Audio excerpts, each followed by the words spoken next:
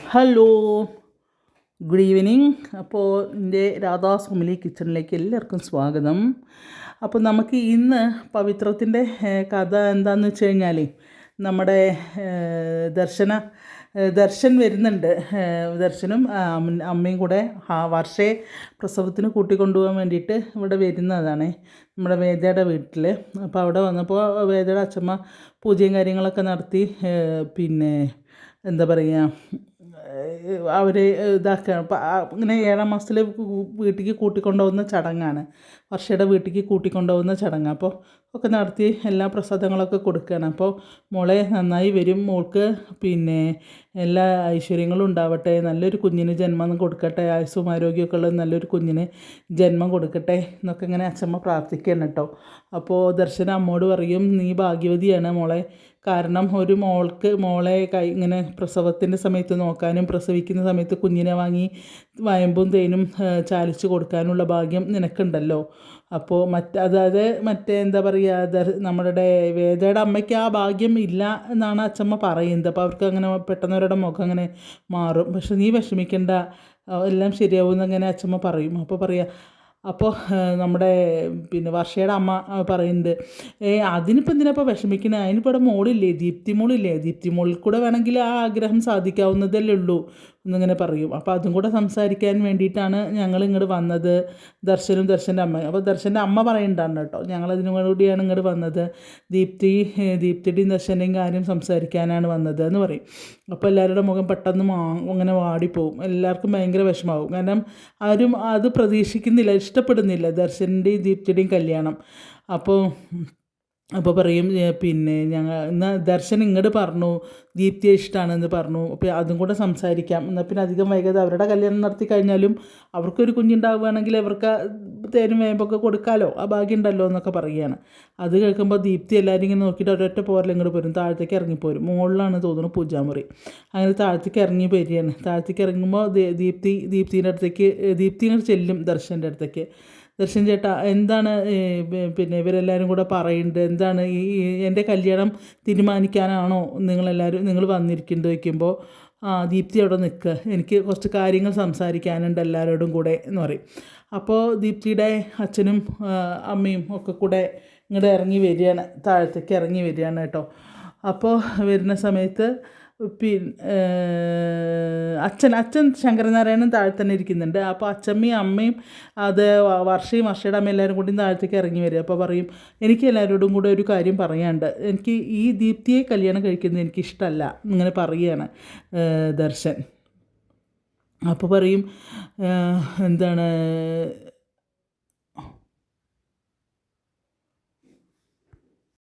അപ്പോൾ പറയും, നീ എന്താ പറയുന്നു വയ്ക്കുമ്പോൾ, അതേ അമ്മേ, ഞാൻ ദീപ്തിയെ ഇഷ്ടമാണ് എന്ന് പറയുമ്പോൾ ദീപ്തിയെ കല്യാണം കഴിക്കാനുള്ള ഇഷ്ടം എന്നാണ് അമ്മ വിചാരിച്ചത്. നിങ്ങളെല്ലാവരും കൂടെ തീരുമാനിച്ചു എന്ന് പറയുമ്പോൾ ഞങ്ങൾക്കതിൽ റോളൊന്നുമില്ലേ. ഇപ്പോൾ വേദയുടെ കാര്യത്തിൽ തന്നെ അവൾ അവസാനം വെച്ചൊരു തീരുമാനം നിശ്ചയത്തിലേക്ക് എത്തിയതായിരുന്നു. പക്ഷെ അവസാനം അവളുടെ ഒരു തീരുമാനം എടുത്തിട്ട് അവൾ മാറിയില്ല ഇതെന്ന് പറയും. അപ്പോൾ അത് ദൈവങ്ങളുടെ തീരുമാനമാണല്ലോ എന്ന് പറയും ദർശൻ്റെ അമ്മ. ആരുടെ തീരുമാനമാണെങ്കിലും കല്യാണം കഴിക്കാൻ പോകുന്നത് ഞങ്ങളല്ലേ. എനിക്ക് ഒരിക്കലും ദീപ്തിയെ അങ്ങനെ ഒരു വേദയുടെ സ്ഥാനത്ത് എനിക്ക് കാണാൻ പറ്റില്ല. ദീപ്തി എനിക്ക് എൻ്റെ അനിയത്തിക്കുട്ടിയാണ്. ആദ്യം മുതലേ ഞാൻ അങ്ങനെ അവളെ കണ്ടിട്ടുള്ളൂ. ഞാൻ ഒരിക്കലും അവളെ എൻ്റെ ജീവിത പങ്കാളിയൊക്കെ ഞാൻ ആഗ്രഹിച്ചിട്ടില്ല, ഒരിക്കലുമില്ല. ഇനിയിപ്പോൾ നിങ്ങൾ തീരുമാനിച്ചാലും എനിക്ക് എന്നൊട്ടും താല്പര്യമില്ല എന്നങ്ങനെ ദർശൻ്റെ നിലപാട് പറയുകയാണ് കേട്ടോ. അപ്പോൾ എല്ലാവർക്കും സന്തോഷമാവും. കാരണം അവരൊക്കെ ശങ്കരനാരായണനും എല്ലാവരും ആകെ ടെൻഷനായിട്ട് ഇങ്ങനെ വിഷമിച്ച് നിൽക്കുകയാണ്. ഇതിപ്പോൾ എന്താവും എന്നുള്ളത് അറിയില്ലല്ലോ. അതിൽ പറയും, അങ്കിളൊന്നുകൊണ്ട് വിഷമിക്കേണ്ടത്, എനിക്കിതിനോട് താല്പര്യമില്ല എന്നൊക്കെ ഞാൻ സംസാരിക്കുക. അപ്പോൾ ഇവൾ ഭയങ്കരമായിട്ട് ദീപ്തി താങ്ക് യു ദർശൻ ചേട്ടാ എന്ന് പറയുകയാണ്. താങ്ക് യു വെരി മച്ച് എന്നൊക്കെ പറയുകയാണേ. അപ്പോഴേക്കും വർഷയുടെ അമ്മയുടെ മുഖമൊക്കെ പടം മാറും.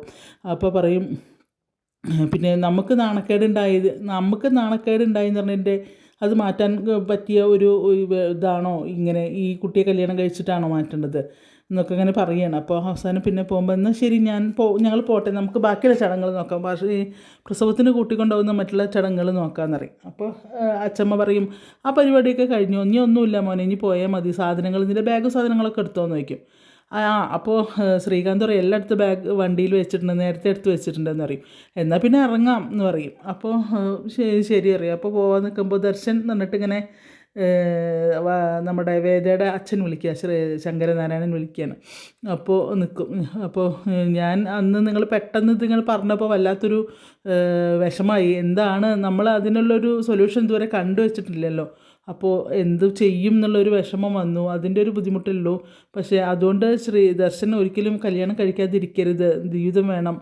വേദപ്പം അങ്ങനെ പോയി എന്ന് വിചാരിച്ചുകൊണ്ട് അതിനെ കുറിച്ച് ഓർക്കുക, അങ്ങനെയുള്ള ഒന്നും ചെയ്യരുതെന്നൊക്കെ അങ്ങനെ ഒരു ഉപദേശം പോലെ ദർശനോട് പറയൂ കേട്ടോ. അപ്പോൾ ദർശൻ അതിനിങ്ങനെ എന്തോ ഒരു മറുപടിയും പറഞ്ഞ് അങ്ങനെ എല്ലാവരും കൂടെ പോവുകയാണ്. അപ്പോൾ ഇവരൊക്കെ കൂടെ അങ്ങോട്ട് പോണ സമയത്ത് നമ്മുടെ ശ്രീകാന്തിൻ്റെ ഒരു കോള് വരികയാണേ. അപ്പോൾ അവൻ ഫോൺ എടുക്കാണ്ട് അത് സൈലൻറ്റിലിടും. അപ്പോൾ പിന്നെ എല്ലാവരും കൂടെ പിന്നെ ഇങ്ങോട്ട് പോയിട്ട് പിന്നെ ആ ഫോൺ എടുക്കുക. അപ്പോൾ ആരാ നോക്കുമ്പോൾ ഞാനാടോ പിന്നെ വിക്രമാണ്, വേദയുടെ ഭർത്താവാണെന്ന് എന്തോ അങ്ങനെ പറയും.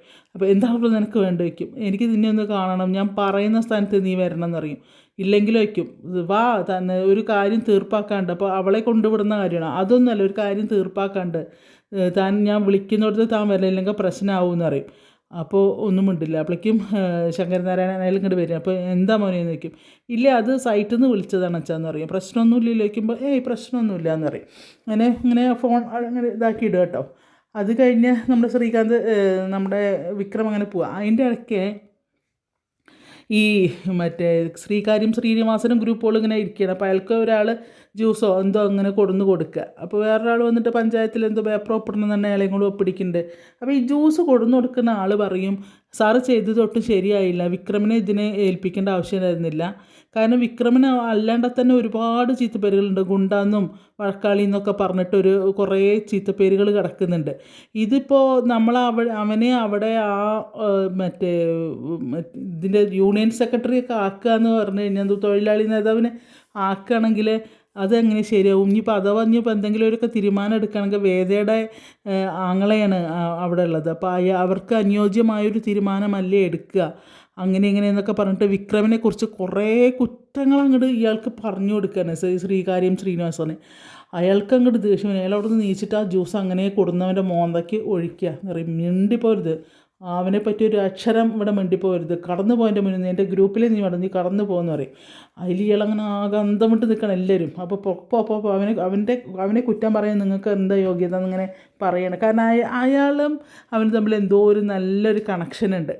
അപ്പോൾ അങ്ങനെ പോവുകയാണ്. അത് കഴിഞ്ഞ് പിന്നെ കാണുന്നത് നമ്മളുടെ വിക്രം വീട്ടിലേക്ക് വരുമ്പോൾ വേദ അങ്ങനെ അയൺ ചെയ്തുകൊണ്ട് ഒക്കെ ചെയ്യണം. അപ്പോൾ ഓരോരുത്തർ ഓരോ ജോലിയിലാണ്. മറ്റേ അതിൽ നന്ദിനി മാത്രമേ ഉള്ളൂ വെറുതെ പാഴ്ജന്മം വെറുതെ ഇരിക്കുന്നത്. അപ്പോൾ വേദ എവിടെയെന്ന് നോക്കും. ഞാൻ ഇവിടെ ഉണ്ട് എന്താ വയ്ക്കും. നീ ഇവിടെ ഉണ്ടോ നോക്കും. അപ്പോൾ വാ ഒരിടം വരെ പോവാണ്ട് അറിയും. അപ്പോൾ എവിടെ നോക്കി. അപ്പോൾ നന്ദിനി ഇങ്ങനെ വിളിച്ച് വയ്ക്കും, പിന്നെയും കൊണ്ടുവിടാൻ പോവുകയാണോ? കാരണം കുറേ പ്രാവശ്യം കൊണ്ടുവിട്ടിട്ട് പൂച്ച തിരിച്ചു വരുന്ന പോലെ വന്നതാണ്, ഇനിയും കൊണ്ടുവിടാൻ പോവുകയാണോ എന്ന് ചോദിക്കും. അപ്പോൾ ശ്രീജ അറിയും, നമ്മളെപ്പോലെ തന്നെയുള്ള അവകാശം അവൾക്കുണ്ട്, ഇതെന്താ വല്ല മൃഗമാണോ കൊണ്ടുപോയി വിടാൻ വേണ്ടി പോകാൻ? നമ്മളെ രണ്ടുപേരെ നമുക്ക് രണ്ടുപേർക്കുള്ള അവകാശം അവൾക്കുണ്ട് ഇവിടെ എന്നറിയും. അപ്പോൾ അവകാശത്തിൻ്റെ കാര്യമൊക്കെ നിൽക്കട്ടെ, നീ വേഗം വരാൻ നോക്കുമെന്ന് അറിയും വേദോട്. അപ്പോൾ എവിടേക്കാന്ന് ചോദിക്കും. അപ്പോൾ നീ എവിടേക്കാന്ന് പറഞ്ഞാലേ വരുള്ളൂ ചോദിക്കും. അങ്ങനെയൊന്നുമില്ല, പിന്നെന്താ വന്നാലും ചോദിക്കും. അതോ പിന്നെ എൻ്റെ കൂടെ വരാനുള്ള ഭയം കൊണ്ടാണോ ചോദിക്കും. ഭയം ഉണ്ടെങ്കിൽ ഞാൻ ഇങ്ങോട്ട് വരുമെന്ന് ചോദിക്കും. തിരിച്ച് അതേ നാണയത്തിൽ അവൾ അതാണ്. എന്നാൽ പിന്നെ നീ പെട്ടെന്ന് വാന്നറിയും. അപ്പോൾ അവൾ പറയും ഞാൻ പോയി ഡ്രസ്സ് മാറട്ടെ. ഡ്രസ്സ് മാറൊന്നും വേണ്ടാന്നറിയും. അപ്പോൾ എങ്ങോട്ടാ പോണിരിക്കും നന്ദിനിയൊക്കെ, ഞങ്ങളൊന്ന് ചുറ്റാൻ പോകാമെന്ന് പറയും. ചുറ്റാനോ എന്ന് ചോദിക്കും. അപ്പോൾ നന്ദിനിക്ക് അക്കപ്പെട്ട വെപ്രാളാണ്. ദൈവം ഇവരെങ്ങടാ പോണ്, എങ്ങനെയെങ്കിലും അവളെ ഒഴിവാക്കിയാലേ ഉള്ളൂ അവരുടെ കാര്യം നടക്കുക, കാശ് കിട്ടുള്ളൂ, എങ്ങടാ പോണെന്നുള്ളൊരു ഇതിലാണ്. അപ്പോൾ പോവാണെന്നൊക്കെ ഇങ്ങനെ പറയുന്നുണ്ട് കേട്ടോ. അതിൽ വിക്രം പറയും, നീ പെട്ടെന്ന് ഇങ്ങനെയൊക്കെ മതി, ഇതൊക്കെ മതി വേഷം, നീ വാ എന്നൊക്കെ പറഞ്ഞിങ്ങനെ വിളിക്കുകയാണ്. പെട്ടെന്ന് വന്നിട്ട് ഇങ്ങനെ കൈ പിടിച്ച് വലിക്കുക. വിട് മാഷേ എന്നൊക്കെ അവളിങ്ങനെ വേദ പറയുന്നുണ്ട്. കയ്യിൽ നിന്ന് വിട്, ഞാൻ വരാം എന്നൊക്കെ പറയും. മുടിയും കൂടെ ചീകണ്ട അങ്ങനെ പിന്നാലെ പോവുകയാണ്, കയറുമെന്ന് പറയും. അപ്പോൾ പറയും എൻ്റെ മുടി പോലും ചീകാൻ സമ്മതിച്ചില്ല, എങ്ങോട്ടാണ് നോക്കിയോ അപ്പോഴും വേദ. അപ്പോൾ ഒരു ഷോക്ക് പോവാണ് അറിയും. അപ്പോൾ മാഗ്നിക്കോ നോക്കി നന്ദിനി.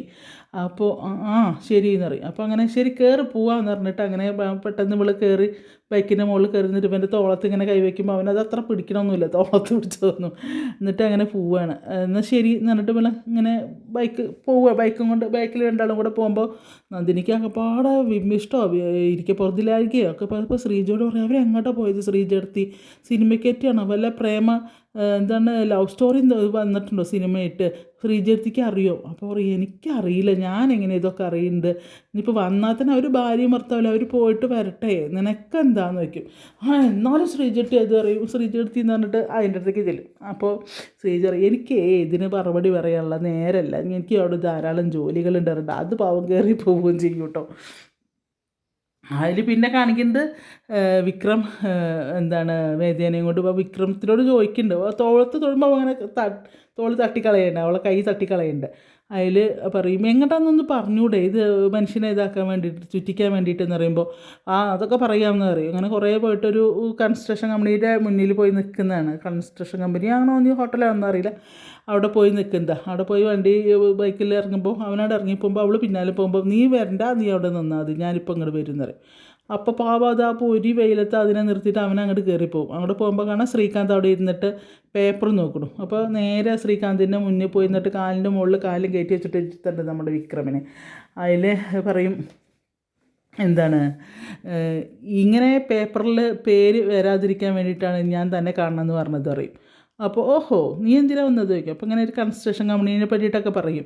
അപ്പോൾ പറയും പിന്നെ അതിൽ സൈലൻ്റായിട്ട് നിൽക്കുന്ന ഒരാൾ പാർട്ട്ണറും കൂടിയാണല്ലോ മറ്റേ എന്താ ശങ്കരനാരായണനും. നിങ്ങൾ അതിലത്തെ ഒരാൾക്ക് കാശ് കൊടുക്കാണ്ടല്ലോ, ആ കാശ് തീർത്ത് കൊടുക്കാൻ പറയും. ജോലിക്കാരെ കൊണ്ട് ജോലി ചെയ്യിച്ച ആ കാശുണ്ടല്ലോ അത് കൊടുക്കാൻ പറയും, ഇല്ലെങ്കിൽ അത് പ്രശ്നമാവുമെന്ന് പറയും. ഓ നീ ഗുണ്ടാപണി തുടങ്ങിയതാണോ എന്ന് പറയും. ഞാനതിന് വന്നതൊന്നല്ല അറിയും.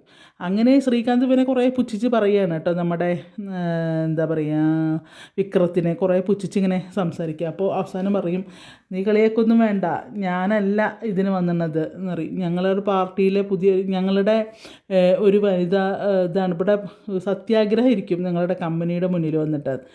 അപ്പോൾ ശ്രീകാന്ത് പറയും സത്യാഗ്രഹിക്കുകയാണെങ്കിൽ ഇരിക്കട്ടെ, ഞാൻ കുറച്ച് കാശ് എന്തെങ്കിലും കൊടുക്കണം എന്ന് വിചാരിച്ചതായിരുന്നു, ഇനി ഞാൻ ആ പൈസ കൊടുക്കണം, അയാൾ കിട്ടുന്ന വഴി നോക്കിക്കോട്ടെ അറിയും.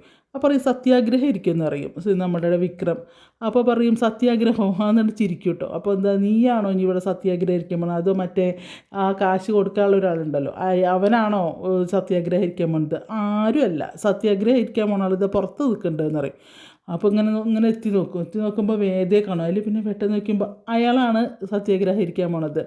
അപ്പോൾ വേദ ചന്ദ്രശേഖരൻ എന്താ ശങ്കരനാരായണൻ എന്ന് പറയും. അയാൾ ഞങ്ങളുടെ പാർട്ടിയിലെ പുതിയ വനിതാ മെമ്പറാണ്, അവരാണ് ഇതിന് വരിക എന്ന് പറയും. അതിൽ പിന്നെ ആകെ ഷോക്കായിട്ട് നിൽക്കുക കേട്ടോ. അതിൽ വേഗം നീച്ചിങ്ങനെ നോക്കും. നിന്നിട്ട് പിന്നെ വേദയുടെ അടുത്തേക്ക് പോകാൻ നിൽക്കുമ്പോൾ വിക്രം പറയും ഇതാ ഒരു കാര്യമുണ്ട്, അവിടെ പോയി സംസാരിച്ച് കൊളാക്കേണ്ട ആവശ്യമില്ല, ഞാൻ പറഞ്ഞ പോലെ സെറ്റിൽ ചെയ്തിട്ടുണ്ടെങ്കിൽ നിങ്ങൾക്ക് കൊള്ളാം, അല്ലെങ്കിൽ പ്രശ്നമാവും, നാറും നിങ്ങൾ എന്നൊക്കെ ഇങ്ങനെ ഭീഷണിപ്പെടുത്തുകയാണ് നമ്മളുടെ വിക്രം. അതുകൊണ്ട് വേഗം ഒരു മണിക്കൂറിനുള്ളിൽ ആ കാശ് സെറ്റിൽ ചെയ്തിട്ടില്ലെങ്കിൽ കളി വേറെ ആയിരിക്കും എന്നൊക്കെ പറഞ്ഞിട്ട് പിന്നെ വിക്രം ഇയാളെ ഭീഷണിപ്പെടുത്തിക്കൊണ്ടിരിക്കുക. അപ്പോൾ ശ്രീകാന്ത് കുറേ കടന്നു വരില്ലാന്ന് നോക്കും. കാശില്ലാഞ്ഞിട്ടൊന്നുമല്ല, കുറേ ഇതും കണ്ണി കണ്ട സ്ഥാപനങ്ങൾ ഇതൊക്കെ ഉണ്ട്. പക്ഷേ അയാൾ എന്തോ അറിയില്ല, ഒരു കടുംപിടുത്തം പിടിക്കുന്നതാണ്. അപ്പോൾ അങ്ങനെ വിക്രമത്തിൻ്റെ കയ്യിലെ പിന്നെ അവസാന ആയുധമാണ് അത്. അപ്പോൾ നമ്മളെ വേദയെ വെച്ചിട്ട് തന്നെയാണ് അവൻ ആ കാശ് സെറ്റിൽ ചെയ്ത് കൊടുക്കുന്നത് തോന്നുന്നു കേട്ടോ. എന്തായാലും വിക്രം നല്ലൊരു കളിയാണ് കളിച്ചിരിക്കുന്നത്, കാണാം. അപ്പോൾ ആരും നമ്മളുടെ പവിത്രം മിസ് ചെയ്യരുത്. നല്ലൊരു സ്റ്റോറിയാണ്, നല്ലൊരു കഥ. കാരണം ഒരു കുനിട്ടോ പോരായ്ക്കോ തമ്മിത്തല്ലോ അങ്ങനെ ഉള്ള ഒന്നുമില്ലാത്ത നല്ലൊരു കഥയാണത്. വിക്രത്തിൻ്റെയും വേദയുടെയും ആ കഥാപാത്രങ്ങളും വളരെ രസമായിട്ട് തന്നെയാണ് നമുക്കൊക്കെ നല്ലൊരു ഒരു ആകാംക്ഷയോട് കൂടി കണ്ടിരിക്കാൻ പറ്റുന്ന ഒരു സീരിയലാണ് പവിത്രം. മിസ് ചെയ്യാതെ കാണുക. അതുപോലെ തന്നെ എൻ്റെ രാധാസ്വാമി കിച്ചണൊക്കെ ഒന്ന് നിങ്ങളെല്ലാവരും ഒന്ന് സപ്പോർട്ട് ചെയ്ത് തരിക. ഒരു സബ്സ്ക്രൈബ് ചെയ്തിട്ടാണെങ്കിൽ സബ്സ്ക്രൈബ് ചെയ്ത് ബെല്ലൈക്കണൊക്കെ അമർത്തി എല്ലാവർക്കും പിന്നെ ലൈക്കൊക്കെ ചെയ്ത് പിന്നെ അഭിപ്രായങ്ങൾ പറയാം, കമൻറ്റുകളിലൊക്കെ പറയാം. പക്ഷേ വേദനിപ്പിക്കുന്ന തരത്തിലുള്ള കമൻറ്റുകൾ പറയരുത്. കാരണം കഥ പറയുന്നതാണ്. കുറേ മിസ്റ്റേക്സൊക്കെ വരും. ഇതിങ്ങനെ കാണാണ്ട് പറയുന്നതാണ്, ജീവിതമാർഗ്ഗമാണ്. അതുകൊണ്ടാണ് ഇത്രയും റിസ്ക് എടുത്തിട്ടാണെങ്കിലും കഥകൾ പറയുന്നത്. അതുകൊണ്ട് മിസ്റ്റേക്കുകൾ വരികയാണെങ്കിൽ നിങ്ങൾ ക്ഷമിക്കണം കേട്ടോ, മനുഷ്യനല്ലേ, പിന്നെ നാവുമല്ലേ, കുറേ അങ്ങോട്ടും ഇങ്ങോട്ടൊക്കെ മാറിപ്പോവാം. അപ്പോൾ അങ്ങനെ മിസ്റ്റേക്കൊക്കെ വന്ന് ക്ഷമിച്ച് നിങ്ങളെല്ലാവരും ഞങ്ങൾക്ക് ഫുൾ സപ്പോർട്ട് തരണം. എനിക്കും എൻ്റെ അനിയത്തിക്കും, ഞങ്ങൾ രണ്ടുപേരും മാത്രമേ ഉള്ളൂ. അപ്പോൾ നിങ്ങളെല്ലാവരും പ്രോത്സാഹിപ്പിക്കണം. നിങ്ങളുടെ സപ്പോർട്ട് ഞങ്ങൾക്ക് ഉണ്ടാവണം. Thank you.